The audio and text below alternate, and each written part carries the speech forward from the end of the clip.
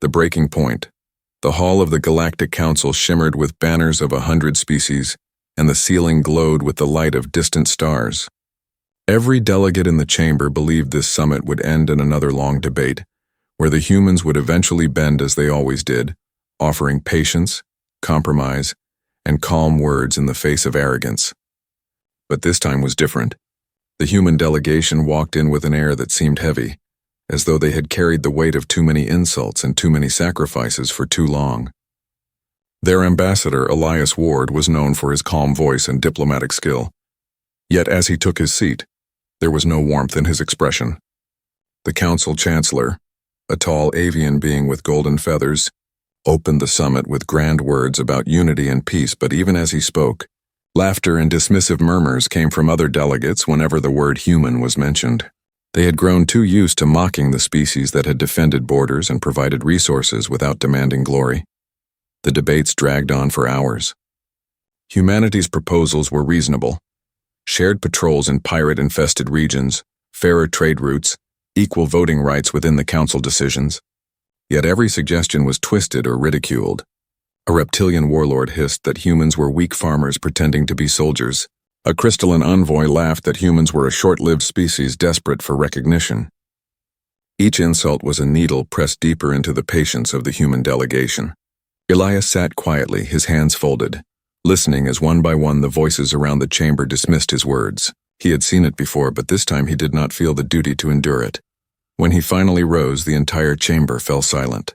There was no loud bang of a gavel, no outburst of fury, only his measured tone echoing through the vast chamber.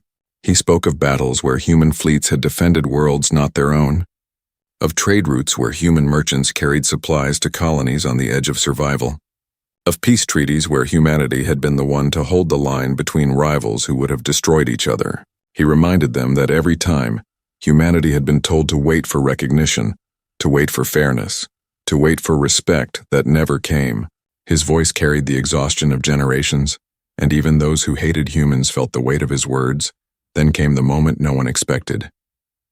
Elias looked at the council floor, at the circle of species who thought themselves above his people, and declared that humanity would no longer take part in these games.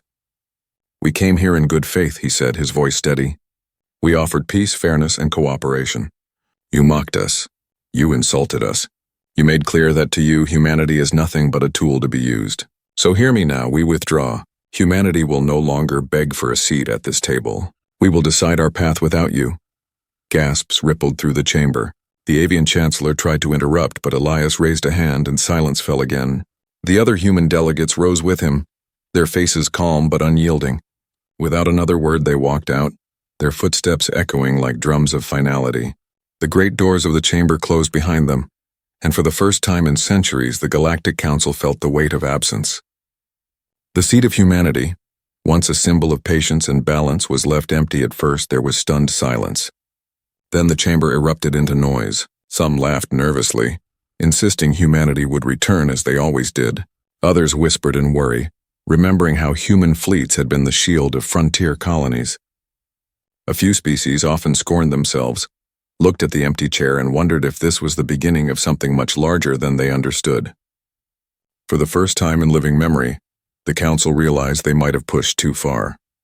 Humanity had left not with anger, but with the quiet finality of a people who had made their decision. As the chamber dissolved into chaos, Elias Ward and his delegation walked through the shining halls toward their ship. They did not look back. The stars outside awaited them, silent and vast, and for the first time in centuries humanity was walking away from the council that had never truly welcomed them. And in that silence, in that empty chair left behind, the seeds of regret were already beginning to grow. The empty chair. The council chamber did not recover from the shock of that moment. The seat of humanity remained empty, and though it was just a chair like any other, it grew into a symbol that unsettled the heart of every delegate. Meetings resumed the following days, but they lacked their usual rhythm. Whenever disputes broke out, the humans were not there to mediate or calm the tension. For years, humanity had been the quiet balance in the storm, offering compromise, building bridges, carrying more than their share to hold the galaxy together. Without them, the chamber seemed louder, Harsher, more divided. At first, many believed it was a bluff. Species that had long mocked humans told their followers that humanity would return once they realized how much they needed the council. They laughed openly, saying humans had always been desperate for acceptance. But days turned into weeks and the humans did not return. No envoys came to reopen talks. No messages of apology were sent. Their silence was total, and that silence carried weight heavier than any words beyond the council's walls. The galaxy began to feel the absence more keenly. Trade caravans that once had safe passage under human escort now traveled in fear.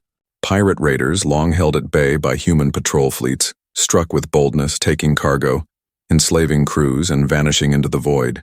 Small colonies that had depended on human convoys for supplies began to send desperate messages for help, messages that now went unanswered. The Council tried to redirect its fleets, but every species had its own interests first.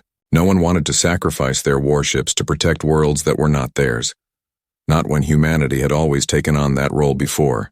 Within the chamber, rivalries once kept in check began to flare. The reptilian warlords' delegation clashed with the crystalline envoys over border disputes, each accusing the other of weakness. The avian chancellor called for unity, but his words rang hollow without humanity present to reinforce them. Delegates whispered of conspiracies, accusing humans of plotting in secret. Some believed the humans were preparing for war, building weapons in silence. Others thought they had withdrawn only to pressure the council into offering them more power. The uncertainty gnawed at every ambassador's mind in private quarters. A few delegates spoke in hushed tones of what humanity truly meant to the galaxy. The insectoid envoy from the frontier admitted to her aides that her people would have been destroyed decades ago, if not for human fleets. The amphibian merchants muttered that without humans patrolling the trade lanes, their profits were collapsing. Slowly, regret began to seep through the cracks of arrogance, though none dared admit it aloud in the open chamber. Meanwhile, reports came from the edges of human space. Scouts whispered of massive shipbuilding efforts, yards working day and night to construct new fleets. Training drills filled the skies above Earth and Mars, while colonies across human worlds poured resources into fortifications. Yet no hostile moves were made. The humans were not attacking, not threatening, only withdrawing and preparing. It was the quiet preparation that frightened the council more than open hostility would have. A silent human was more dangerous than an angry one. In the council, the empty chair remained. At every meeting, delegates found their eyes drawn to it. They remembered how Elias Ward had walked out, his words calm but final. Some began to think back on the insults they had thrown so carelessly, the laughter they had shared at human expense, and for the first time they wondered what would happen if humans truly never returned. Could the council hold together without them? Could the galaxy itself survive without the strange, stubborn species that had always been there to fill the gaps others refused to take? The Chancellor called for renewed efforts to bring the humans back. Envoys were dispatched with messages of reconciliation, carefully worded letters of apology hidden beneath layers of formality. But every attempt was met with silence. Human officials received the messages, acknowledged them, and gave no reply. The doors remained closed, the chair remained empty, and the silence continued to grow heavier with each passing day. In the great cities of the Council worlds, ordinary citizens began to speak of it as well. Merchants cursed the lack of human escorts. Colonists prayed for the return of human convoys. Soldiers who had fought alongside humans remembered their bravery and discipline, and now feared what a galaxy without them would look like. The people began to see what their leaders had refused to admit for too long. Humanity had been the backbone of the peace they all enjoyed, and now that backbone was gone, and so the chamber sat each day, the banners of 100 species fluttering above, the voices of 100 delegates clashing below, and always that one seat empty, a silent reminder of a mistake too great to ignore. The council had thought humanity would beg to return. Instead, they were left to wrestle with a terrifying truth. The humans had walked away and the galaxy was beginning to crumble without them. Regrets and realizations. The silence of humanity became a wound the council could not heal. The weeks stretched into months and the galaxy changed in ways no one had predicted. At first, the council had laughed, saying that humanity's absence would be nothing more than an inconvenience. But as the days passed, the absence became a hollow space that grew larger with every crisis. The humans had been the ones who carried the burden of keeping the fragile network of trade and defense alive, and now that burden lay uncarried, the weight pressing down on everyone on the frontier worlds. Colonies once secure under human patrols found themselves defenseless. Pirates descended in greater numbers than ever before, raiding stations, capturing transports, and leaving destruction behind. When desperate calls for help reached the Council, the delegates argued endlessly over whose fleets should respond. Each species demanded that another take the risk, and so the appeals went unanswered. For decades, humanity had quietly taken those burdens, rarely asking for thanks. Now their silence was a mirror showing the Council what they truly were. Without humans holding the line, merchants across the core worlds began to complain loudly as their profits collapsed. Trade routes that had run smooth for decades became dangerous journeys. Insurance costs soared, convoys slowed, and goods rotted in storage bays waiting for safe passage. It became clear that humans had not only guarded the routes, but had made them work through sheer persistence and willingness to sacrifice. Alien corporations that had mocked human stubbornness now whispered that they would pay anything to see human escorts return. The bitter taste of regret spread across the stars. The military consequences grew worse each month. Minor border skirmishes between rival species erupted into larger conflicts. Without human fleets acting as neutral peacekeepers, old grudges rose like monsters from the deep.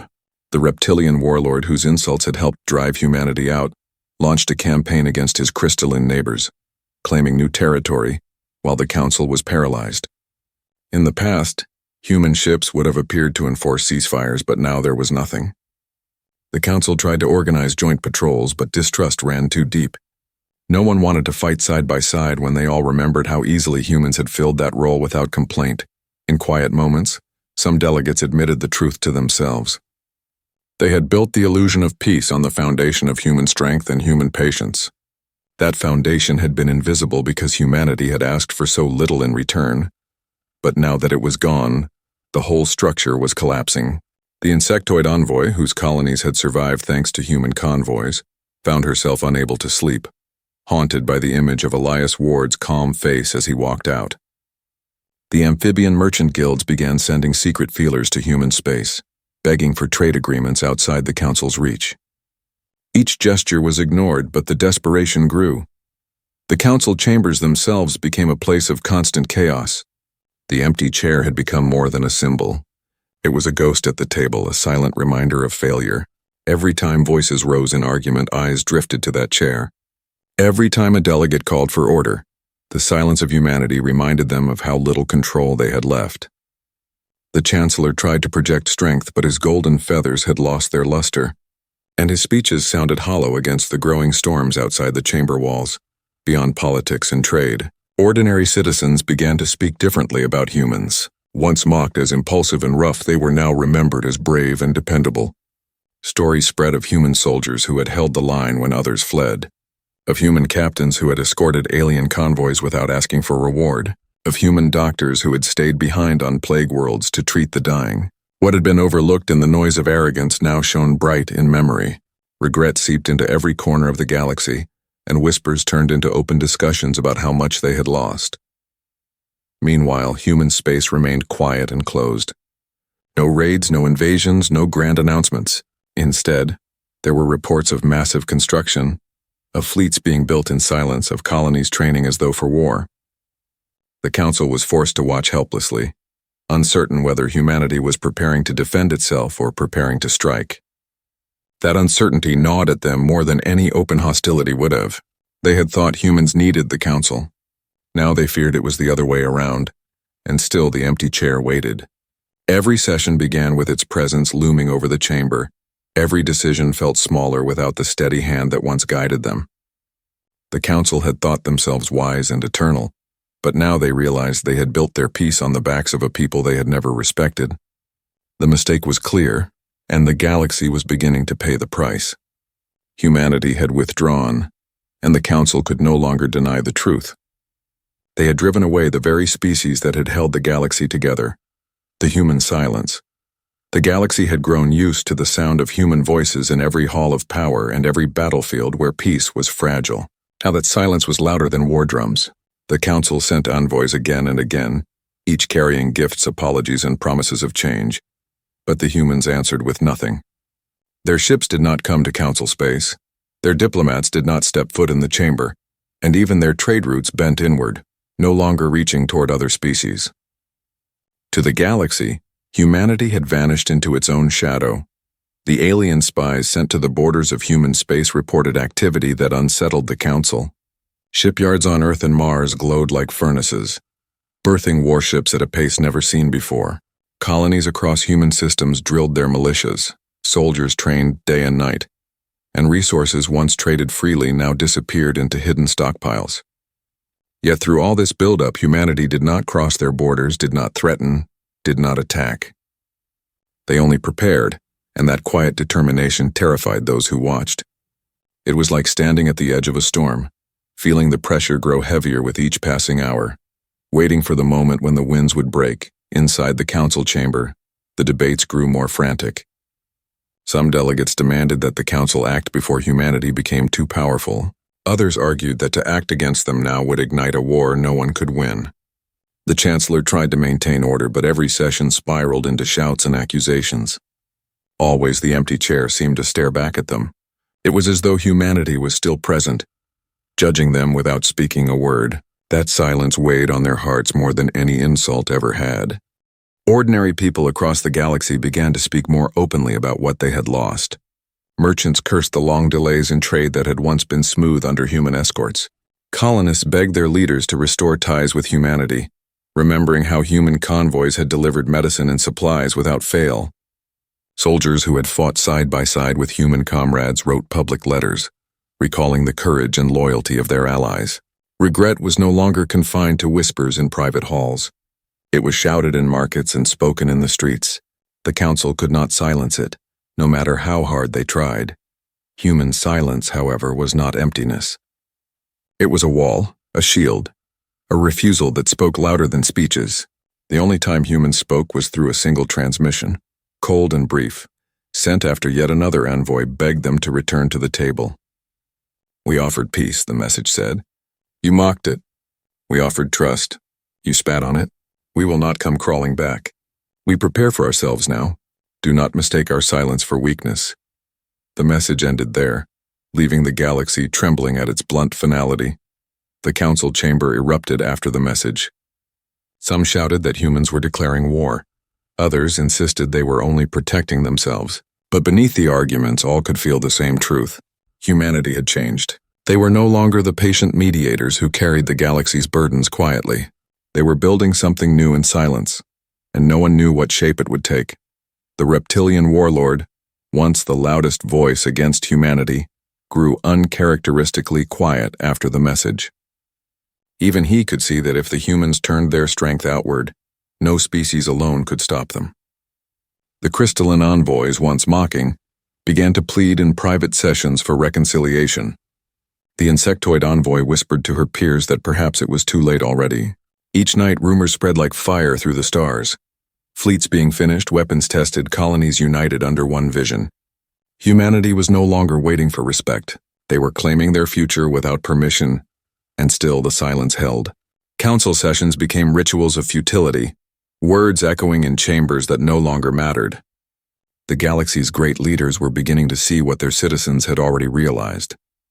Peace had not been maintained by the council's wisdom or the chancellor's grand speeches. It had been maintained by humanity's quiet sacrifices, their tireless watch at the borders, their willingness to hold the line when others faltered. Without them, the cracks widened every day. The silence of humanity was not retreat. It was preparation, and as weeks stretched into months, the galaxy began to understand the most terrifying truth of all. The humans had no need for the council anymore. The council needed them, and for the first time in its history, it stood powerless before the will of a species it had spent centuries underestimating. The first cracks, the galaxy had always seemed fragile, but now without humanity, it began to shatter in ways no one had predicted. For generations, the humans had been a quiet glue that held the stars together, standing guard on the edges, carrying supplies to the weak, and stepping between rivals when tempers flared. Now that presence was gone, and the cracks spread quickly across the council's carefully balanced order. At first it was small, border disputes between neighbors, arguments over patrol routes, complaints about missing trade convoys. But soon those small matters turned into open conflict. On the frontier, colonies that once trusted in human escorts found themselves prey to raiders and warlords. Pleas for help came flooding into the council chamber, but the delegates only argued over who should take responsibility. The reptilian warlord accused the crystalline envoys of cowardice. The crystalline accused the insectoids of shirking their duties, and the insectoids demanded that the avians intervene. No one agreed, no one acted, and the colonies burned. The cries for humanity grew louder, but the humans remained silent behind their fortified borders, watching as the galaxy unraveled. Merchants suffered the most. Trade routes collapsed under constant attacks, and insurance companies refused to cover voyages that once had been routine. Goods rotted on station docks, medical supplies failed to reach plague worlds, and famine began to spread on planets that had long depended on steady convoys. The Council attempted to organize a joint fleet to cover the worst roads, but the fleet disintegrated within weeks, each species pulling its ships back to protect only its own borders. The great dream of a united galaxy lay in ashes, and all because they had driven away the very species that had carried the burden for so long. Whispers turned to anger in the streets of the core worlds. Citizens shouted at their leaders, demanding to know why the humans had left, demanding to know why the Council had mocked them until they walked away. Soldiers spoke openly of how much easier wars had been when humans stood beside them. Traitors cursed the arrogance that had pushed away the most reliable escorts in the galaxy.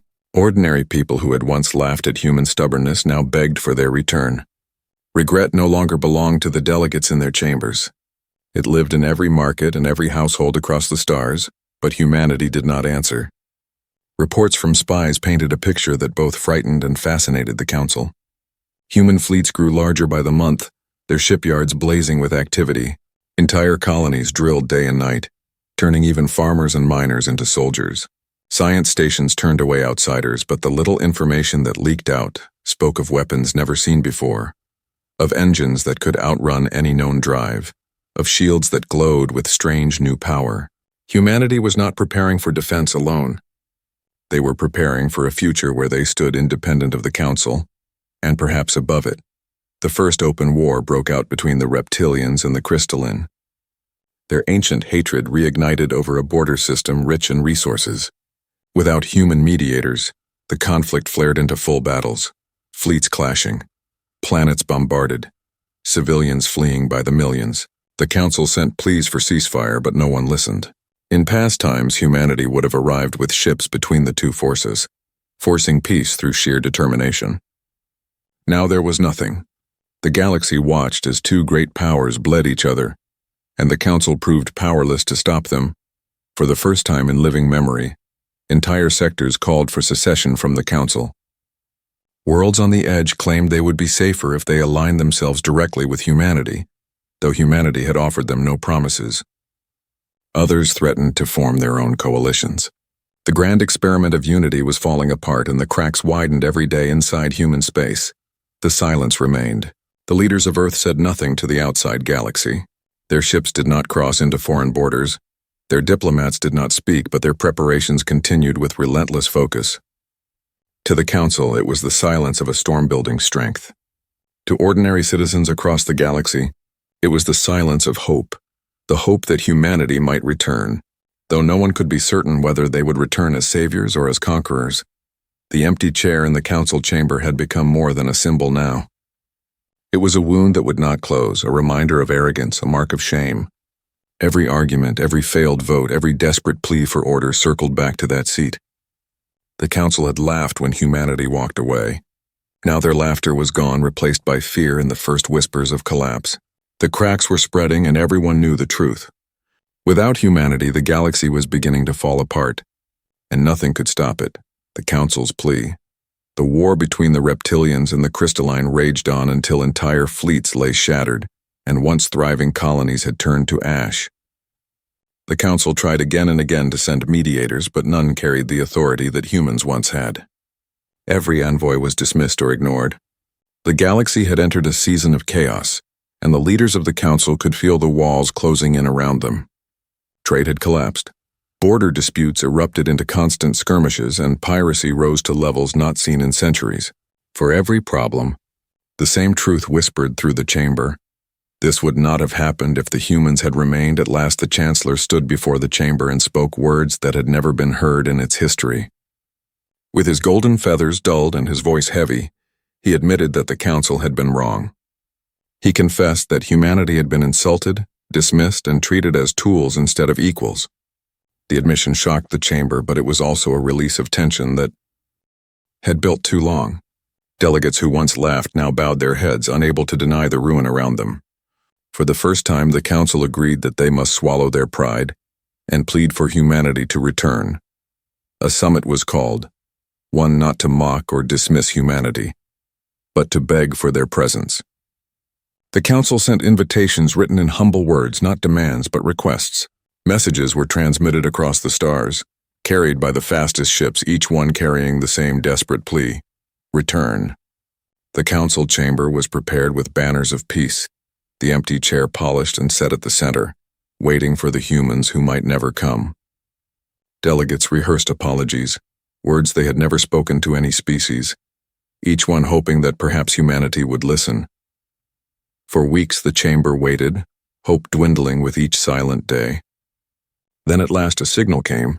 A human fleet appeared on the edge of council space, vast and disciplined, their ships gleaming with the light of new technology.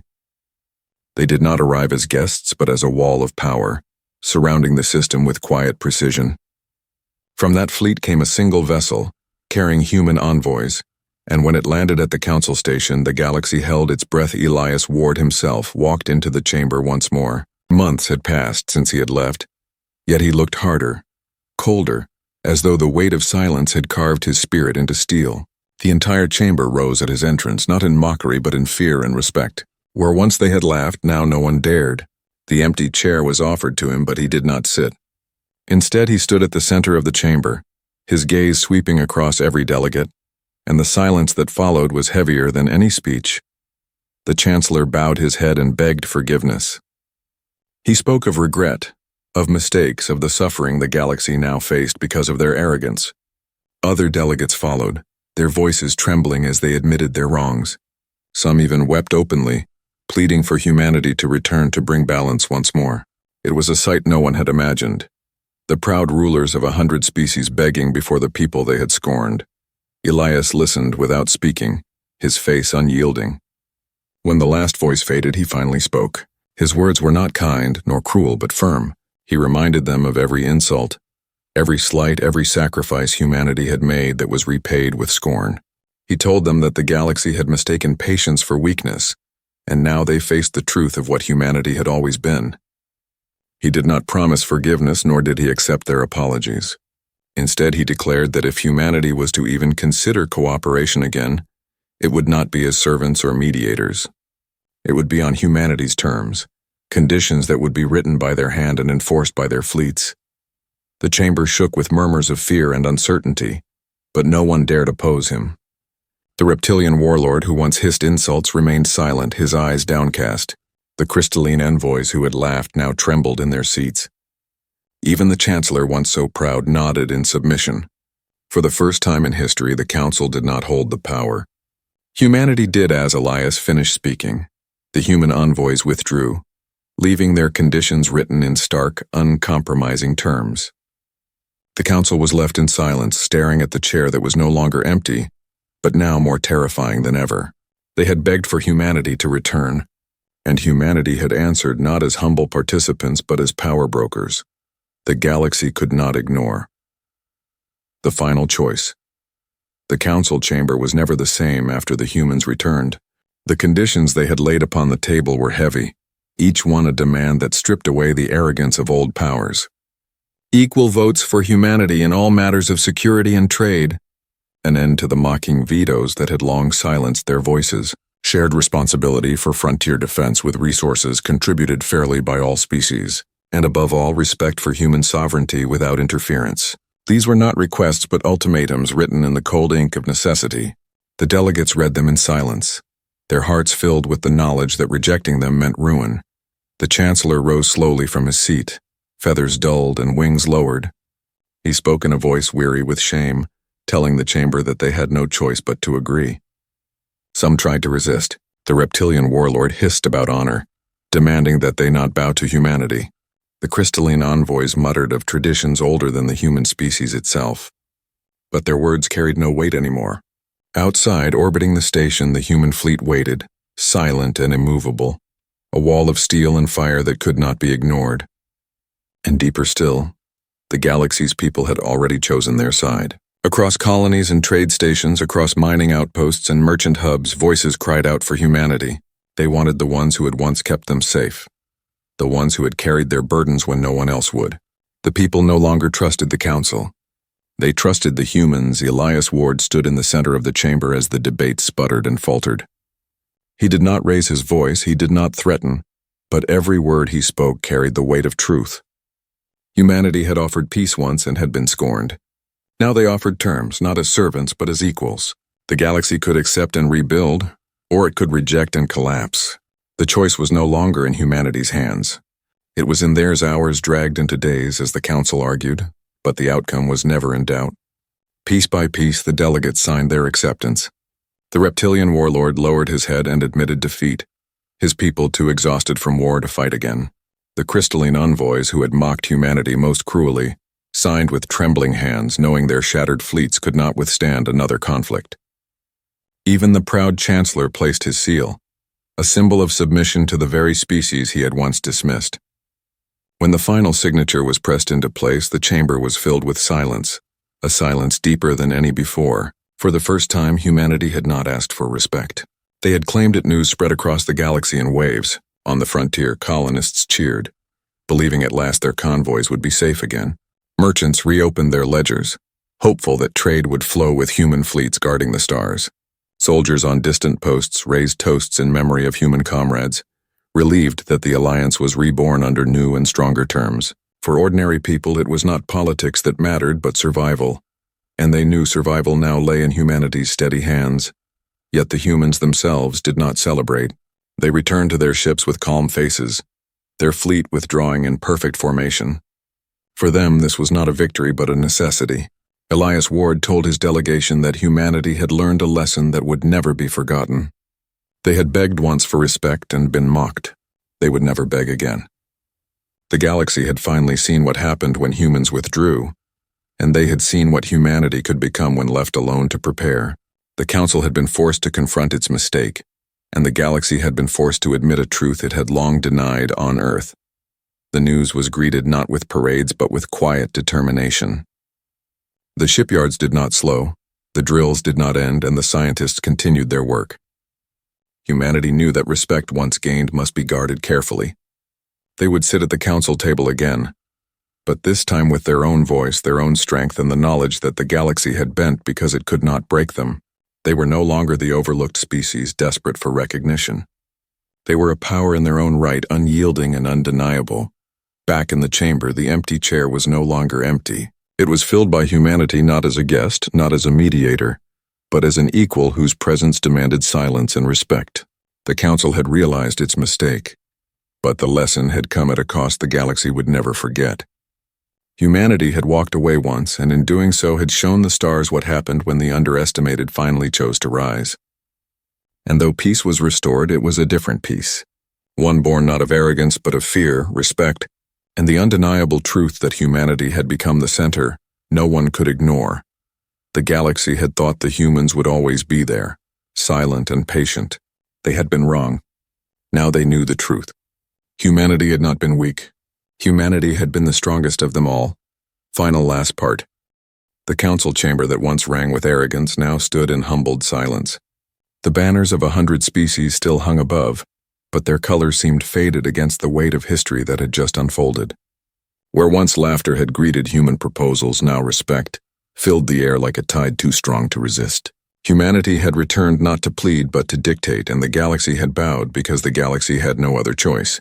The fleets that orbited above shone like stars forged into weapons, reminders that patience could harden into steel when tested too far. Elias Ward sat finally in the chair that had once been empty, his presence steady and immovable. The delegates who dared meet his eyes found no anger there, only a calm certainty that shook them deeper than rage. The humans did not roar for triumph. They did not celebrate their rise. They had come to remind the galaxy that respect was not given freely. It was earned through sacrifice and strength, and once earned, it could never again be taken lightly. The Council had realized too late that every insult had been a seed of their downfall, and every sacrifice humanity had made in silence had been the true foundation of their peace across the stars. Ordinary people felt a shift in their hearts. Merchants spoke with relief that trade would flow again under human escorts. Colonists on the edge of forgotten worlds prayed thanks that supplies would no longer fail them. Soldiers who had once fought beside human comrades told stories with pride. Remembering those who had stood unflinching in the fire, the galaxy saw clearly now what had been hidden by arrogance. Humanity had been the unacknowledged guardian all along, and now that truth burned bright enough that none could deny it. But humanity itself did not rest. The shipyards kept building, the drills kept running, the scientists kept pushing further. They had learned a lesson carved deep into their spirit. Never again would they lower themselves to beg for a seat. Never again would they endure insult in silence. They had shown the galaxy what happened when humans walked away, and the galaxy had trembled. They had shown what humans could become when pushed aside, and the galaxy had bent to their will. The Council would never forget, but neither would humanity. Their patience had ended, their silence had spoken, and their rise had become a truth no one could erase. In time, the chamber returned to its routines, but it was never the same. Every decision carried the weight of human presence. Every argument ended when human eyes looked across the table. The chair was no longer empty, no longer mocked. It was the seat of the species that had proven itself the spine of the galaxy, the ones who had walked away and returned stronger than before. The Council had thought them weak, but weakness had never been the truth. Humanity had always been the strongest of them all, and now the stars themselves whispered that truth across every world. The humans had withdrawn. The Council had realized its mistake, and in the end the galaxy learned that to underestimate humanity was to risk collapse. Where patience once held back, now power stood unshaken. The galaxy would move forward, but it would do so under the watchful eyes of those who had proven they were not to be dismissed. Humanity had changed the order forever. The end.